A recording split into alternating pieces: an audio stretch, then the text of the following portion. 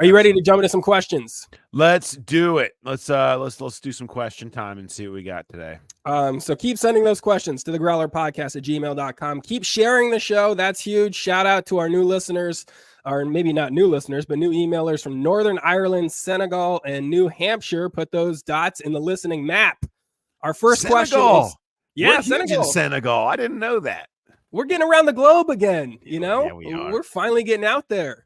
And so if you have a global company, maybe that's the audience that you need to reach just beyond the Cincinnati area. We go all over, not just countrywide. We're worldwide. So you can hit us up. This first question's from Matt. I love this question. Really sets the tone for heading into like the camp period and into the next season. There's been a lot of talk about the offense. Everybody's mentioned that Joe Burrow's got all his new weapons. And the optimism is off the charts for some fans, right? So the Bengals have a great proven core. They've got Burrow, Chase, Trey Hendrickson, CTB, Wilson, Hubbard, all these guys. We're expecting a big jump for Miles Murphy. The receiving room has never been deeper. Burrow's got his best pass-catching tight end. Chase Brown looks primed to take a huge jump. This year's draft class could be very essential to the teams. Mims could be a starter if he's not. You're going to have some great depth, maybe the best offensive line, easily the best offensive line, right, of Joe Burrow's entire life. And, Jenkins is going to have a role on this team that's pretty substantial. People have been talking well about Newton. Burton could be an explosive player to watch. So as a Bengals fan lifer, Matt says he's learned to balance his past trauma with a healthy dose of cautious optimism. And he said that formula has served him well. But his question is this: is the take on the roster out of balance with what you're seeing and thus in the danger zone for the inevitable Bengal heartbreak? So he's all in on this being the best Bengals roster for quite some time. How do you feel about this optimism? I think cautious optimism is probably the preferred approach here. I think you are setting yourself up a little bit. Because this roster is good, but there is a lot of change. There are a lot of questions that have to pan out. That said, look to the betting markets. They know, and you have a team that is in that top quarter of the league in odds to win the Super Bowl. Like, all you can do is put yourself there, and they're going for it. They have Burrow, they have T, they have Chase. Multiple Chases, multiple Browns. I mean, you've got a lot there on offense. I totally agree with you. You have the potential for Lou to get this group back on track. I think you heard a lot of optimistic conversation from him about that on Wednesday on the show. You can see it. You can always see the path. When it's June 21st, everybody sees the path, right? Oh, every pick is going to be great.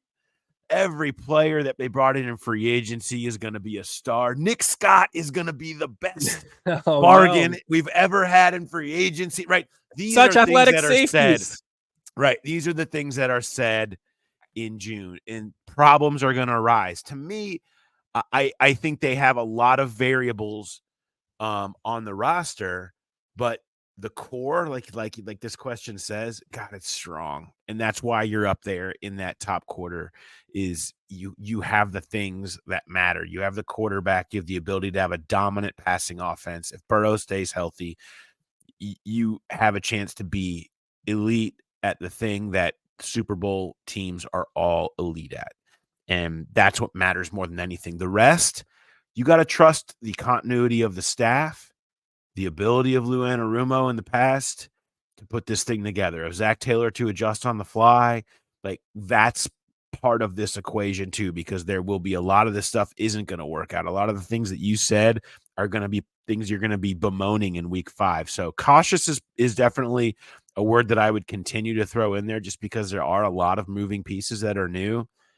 But what else can you ask for other than saying you've got a lot of stars, including at the most important positions, and you are viewed as a Super Bowl contender on day one by everyone. Yeah, what fun is cautious? Let's just go full optimism. This is the best roster they've had. Who He's asking cares? about being hurt, okay? And there's a lot of scars here around And this that caution is organization. going to take any of that sting away if it goes south? Of course it's not. I mean, if you look at this roster, what position group really concerns you? I mean, outside of the secondary, there's a lot of questions. You don't know necessarily how that's going to work with the new safeties. You feel good about them. Von Bell's got a few more years than he did last time he was here. Dax Hill, I know you were banging the trade Dax bandwagon here earlier in the year, but if he does turn into a good cornerback, that solves a lot of issues too in the secondary for your depth. But outside of the secondary, is there any position group that really concerns you for optimism among these fans? Yeah, What moving pieces are you really afraid of right now? I'm concerned about right tackle. I mean, I think Mims is a rookie with limited experience. Can he be great? Sure. Trent Brown has played well at times. He's also, he's a journeyman, and there's a reason that he's been at different places, and there's a reason why he was available for what they got him for.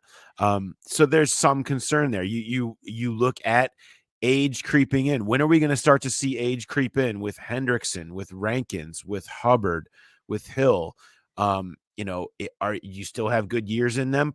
You think so, but you at some point you start to see a slight fall off there.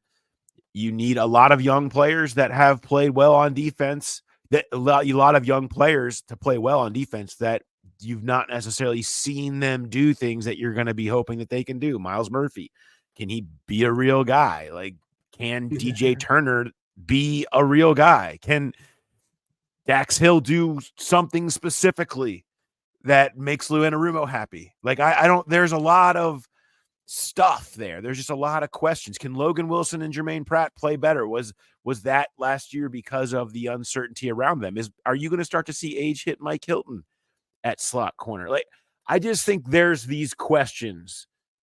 There's a lot of good things. There's a lot of answers, but I just think there's a lot of variables and questions surrounding a lot of these players that you're counting on. And so I do wonder about that. That doesn't mean that they're in bad shape, because every team has these questions. Every team has questions like this, but I think that the Bengals are in good shape. Yes, they're a team that is going to contend for the Super Bowl if things go reasonably well. Absolutely, Burrow can get them there, and that matters. That's all that really matters. But the rest, there's no slam dunks necessarily. Specifically on the defensive side, there's a lot of things that you have to see play out still. And this kind of leads us into another question here. This one is from David, and it's about our star